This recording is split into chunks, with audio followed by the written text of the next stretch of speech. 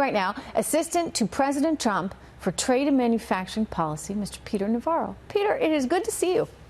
Been too long, Trish. Good to see you. It has been. It has been. Let me ask you first about Jerome Powell here, because you know, he came in and everybody was kind of excited because they said this is a guy who has real-world experience.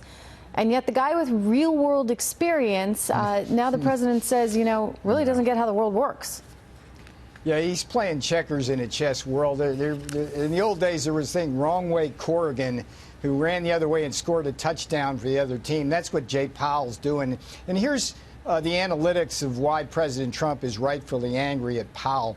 When you prematurely and fast raise the rates, the interest rates, what that has done over the last year is drive up the value of the U.S. dollar relative to other currencies. What does that mean for Americans? It means our exports are way more expensive. We have less exports, slower growth, and people throughout this country, particularly in manufacturing, have fewer jobs. And what's interesting to me, Trish, is I listen to Powell, I listen to all these boards of governors. They don't get it. If you went to their counterparts in the European Central Bank, every one of those understands that when you have interest rate policies, you're effectively setting exchange rates.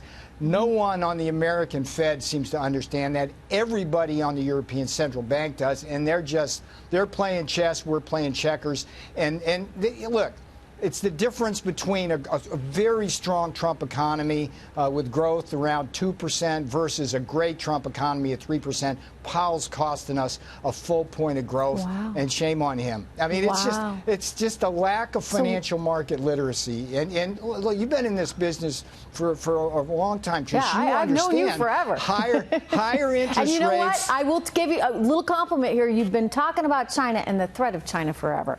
But anyway, go back to interest rates. Well, higher interest rates drive up the currency, and the higher currency basically suppress our exports. That suppress our growth. You can see it in the Q2 numbers. We lost 2/3 of a point due to a decline in exports, and another 1/3 of a point because of effects on investment. And you blame the strength of the U.S. dollar and therefore Jerome Powell for that. It's all the Federal Reserve. If you look at when he started, we have 7 interest rate hikes. He's responsible for 4 of them. If you look when he started raising those rates, the dollar spiked over that period of time by almost 10%. And that's huge, Trish. And again, I got to say this. European Central Bank understands when they're cutting rates and doing quantitative easing, they're basically lowering their currency, doing a competitive devaluation. And wrong way Corrigan at the Fed, he's running in the opposite direction, scoring a touchdown for them. I mean, you know, there's a school of thought out there that says, who the heck needs the Fed? You know, to heck with them. They're a bunch of academic wonks. You don't need a Fed like this. You don't need a Fed like this. Why doesn't Jerome Powell get fired then? Well, the president doesn't have the authority to do that. But, you know, look, here's the issue. Let's look forward now. We got at least a 25 basis point. Do you wish Yellen was still there? Because she was a dove.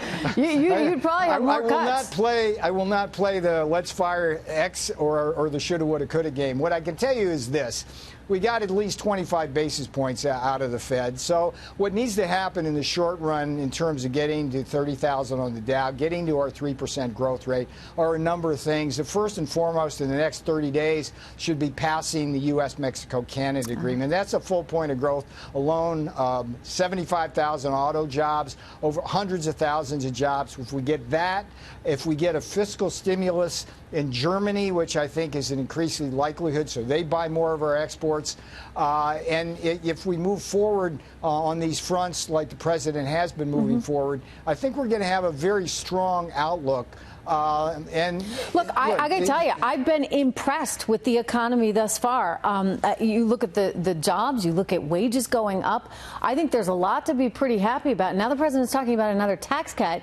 That's great news for the middle class, Peter. So, you know, I kind of look, what is there to complain about? I mean, I know you'd like more from the Fed, but, you know, we're doing okay. I mean, during the campaign, I said what I said the day after the election, that President Trump had this grand vision, 4 points of the policy compass. It's deregulation, cutting taxes, basically having trade reform and cheap energy. And he has pursued that doggedly. He's been extremely successful on all 4 points of the compass. And that's why, if you think about like the Democrats' counterpoint, they would go in the opposite direction of everything. So in a lot of ways, what we're having here is a debate about where this economy is going to go. Okay. And you can't beat President Trump's formula. It's a beautiful thing. I know you're in the middle of negotiations with China, and you don't want to disclose much, but any hints? No. All right, you'll come back, Peter, right? Thanks for going easy on me. Well, I wish you luck with that. I think it's important that you get that done. Yeah, let's do this again. I look forward to seeing you again, Trish. Thanks so much. Good to see you, Peter. Bye-bye. All right.